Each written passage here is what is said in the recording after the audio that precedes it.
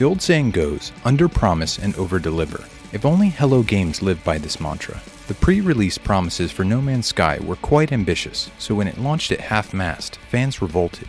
But the indie studio previously known for Joe Danger didn't panic. Instead, it stayed the course and began methodically improving it until it finally included all those promises and then some. But what is this open-ended, planet-jumping space adventure like for someone jumping in 5 years later? It joined Game Pass in May of 2020, and it's not leaving that galaxy anytime soon. It's time to find out if No Man's Sky is a game pass or a game fail. As you might expect from a game that's been gradually improved for half a decade, No Man's Sky feels like multiple games in one, and not always in a good way. The opening hour drops you on an unknown planet where you learn the survival mechanics and basic gameplay loop. You must gather resources and craft tools to survive. The survival aspects of No Man's Sky are its weak point. Gathering basic resources gets old fast when a computer is constantly complaining about hazard protection. Thermal protection falling. The good news is that by the time you find your ship and leave the first planet, you never really have to worry about it ever again. It's just a continual nuisance. It's not off to a great start. Technology recharge.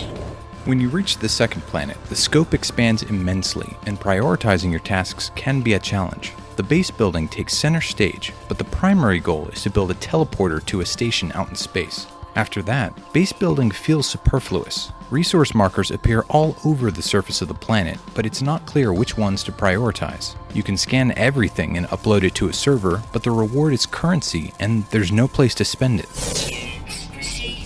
Should you stay and try and clean out the planet, or proceed to a new solar system to follow a mysterious main objective? It's not clear. We choose to follow the main objective, and two big events put things into focus. The first is finding a new ship and building it out. It requires a ton of investment to realize its potential, but it gives you something tangible to invest all the resources into. Next is the appearance of the anomaly. It seems grafted onto the game, but it provides meaning to most of its systems. Each part of your equipment gets a massive research tree that, again, provides some purpose to the resource gathering. Eventually, the inhabitants start to share more goals to achieve and provide a roadmap towards endless hours of dedication. It takes a long time to get to this point, and then the multiplayer elements are finally introduced.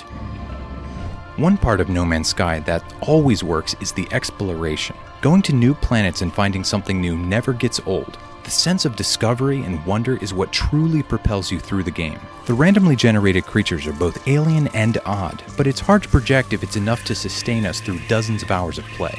Along the way, you can learn an alien language, but much of the game feels like it's been protracted to force players to sink as much time into it as possible.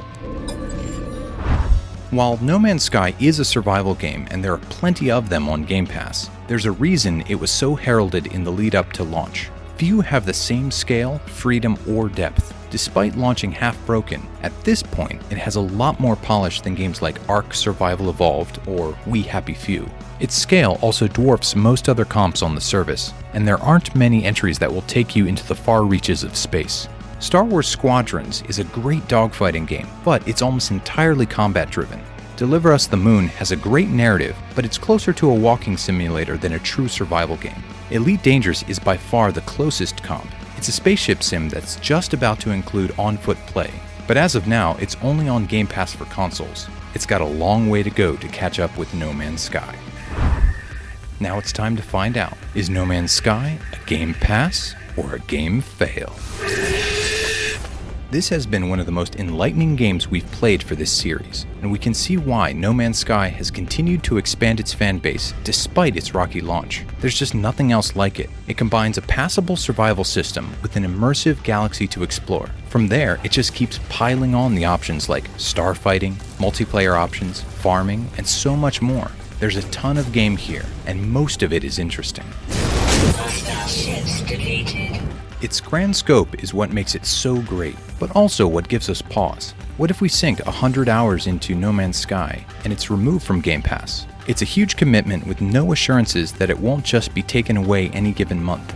Of course, you can buy the game outright at that point, but then it feels like bait and switch. Regardless, we've already squeezed hours and hours of play from it, so if it does eventually take its leave, we'll know whether it's worth the cash. It's a fascinating game that doesn't give up its rewards easily, but if you need a new time sink, it's an easy choice. No Man's Sky gets a Game Pass. For next week, since EA Play has finally come to Game Pass for PC, we're going to take a pick from that portion of the library, and the randomizer selects Battlefield 4.